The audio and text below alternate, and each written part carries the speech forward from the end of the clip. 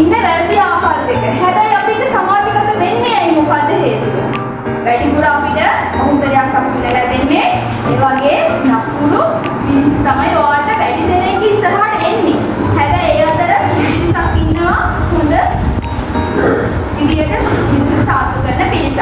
එහෙම වෙන්නත් මම හේතුව කියනවා. සමහර විට ඔයා කෙනෙකුට මම හොඳ වෙන්න පුළුවන්, තව කෙනෙකුට මම නරක වෙන්න පුළුවන්. මම මෙහෙම කියන්නම්කෝ. එදියේ කියන ජීවිතය කාලයක් ප්‍රතිදී අපිට අපේ ජීවිතය කියන්නේ පැය 36යි සතියකට වැඩ කරා.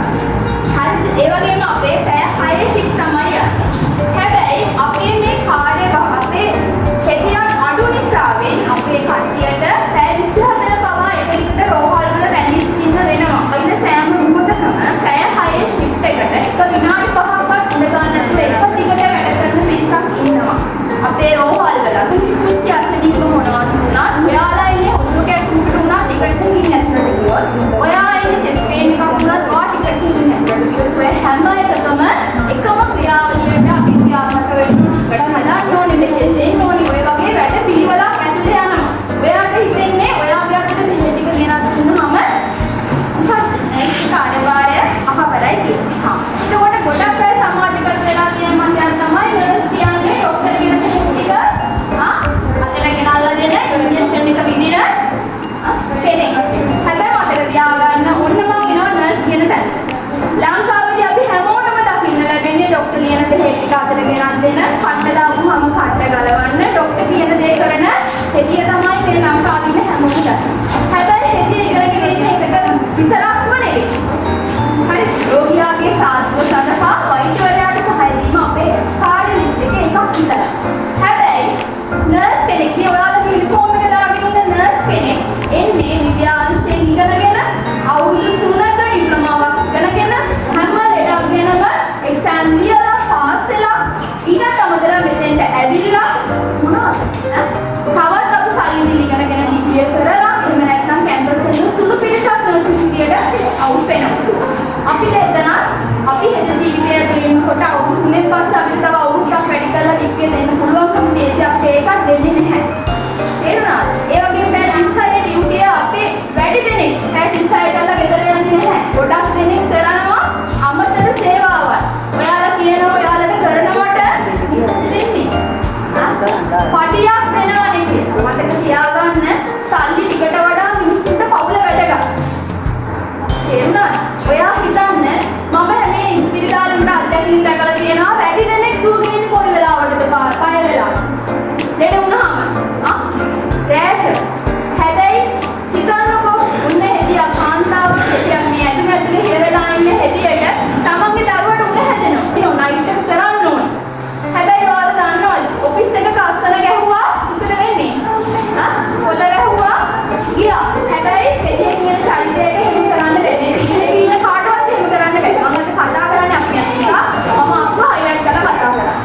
එතකොට අපිට අස්සන ගහන්න යන්න බැහැ. අපි අනිවාර්යයෙන්ම අපි බාරගෙන ඉන්න ලේටු ටික තව කෙනෙකුට බාර දීලා තමයි යන්න ඕනේ. මොකද අපි ගනුදෙනු කරන්නේ පොතක් එක්ක නෙවෙයි කාත් එක්කද? ජීවිතයක් එක්ක. ජීවිතය සහ මනසත් එක්කයි ගනුදෙනු කරන්නේ.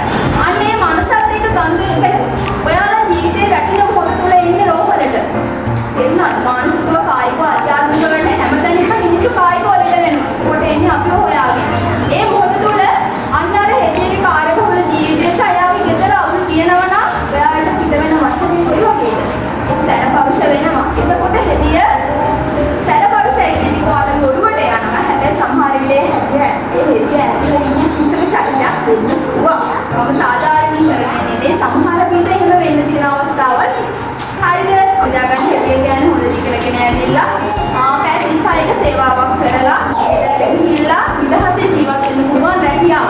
හැබැයි අපිට මේ තියෙන කාර්යබහුලත්වයත් එක්ක ස්ටාෆ් අඩු නිසා අපේ කට්ටිය නැති නිසා ලංකාව ඇතුළතදී අපිට අනිවාර්යයෙන්ම වෙලා තියෙනවා ලොකු ඩියුටියක් අදිනවා. ලොකු ඩියුටියක් අදිනවා කියන්නේ අපේ ගෙවල් වල නිවාසොත් එහෙම අපේ ළමයි තනියම, මහත්තුත් තනියම, අම්මා තාත්තා තනියම ළමයි අදින්නේ ආන්තිල 100 ගාව හැදෙන්නේ. හැම එකම විශේෂයෙන්ම රැට තමයි අපි හැමෝම කවුද?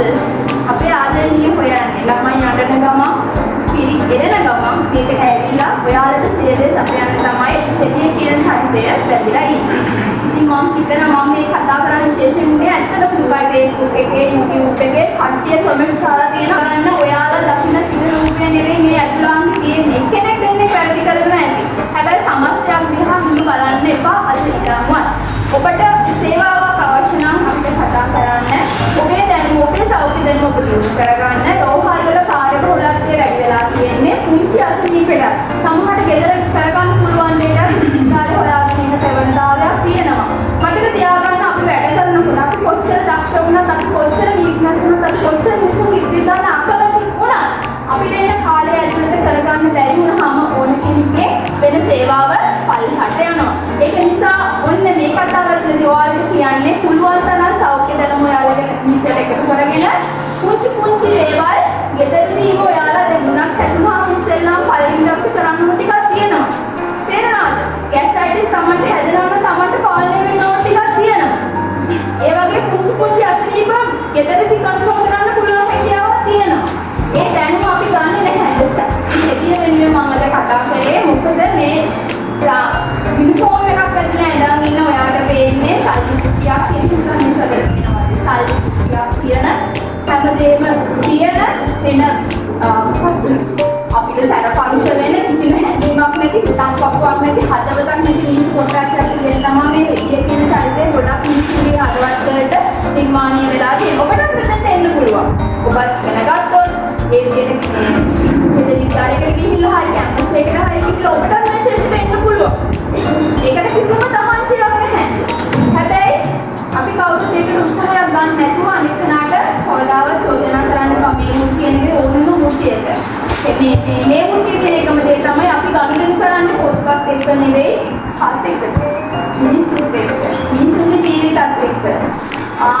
අවුරුදු 4 ජීවිත කාලය තුලදී මෙයා සිංහලට ඇවිල්ලා අවුරුදු 6 ලයිෆ් එකේ ඇතුළත මම මිනිස්සුන්ට උදව් කරලා තියෙනවා. ඒ තරන්නේ මැරෙන්න මිනිස්සුන්ට පුංචි දෙයක් නම් සුමත් දෙයක් අවස්ථාව මගේ ජීවිතේ නිකරුව අමරදාත හිනාදස්සු කෙනෙක් විදියට මගේ ජීවිතේ මත් සතුටුයි.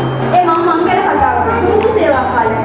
හැබැයි අවුරුදු ගානක් හිටපු සේවා කාලයක් ඇතුළත මිනිස්සුන්ගේ හිතන්සපු හෙදිය කියන චරිතය මේ ලංකාවේ ඉඳලා පිටරට ගොඩාක් තියෙනවා. ඔන්න හෙදියගෙන වැරදි අවබෝධයක් තියාගන්න එපා ආදීනවත්.